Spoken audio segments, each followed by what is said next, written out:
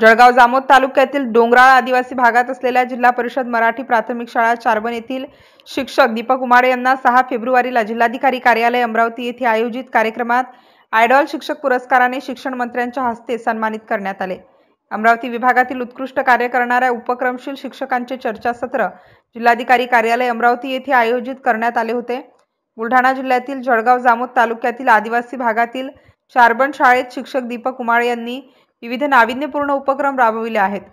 विद्यार्थ्यांच्या भाषेची अडचण सोडविण्यासाठी त्यांनी स्वतः विद्यार्थ्यांची पावरी भाषा शिकून पावरी मराठी शब्दकोश तयार केला। जवळपास 10 लाखांहून अधिक शैक्षणिक साहित्य लोकवर्गणीतून गोळा करून संपूर्ण शाळा डिजिटल केली आहे।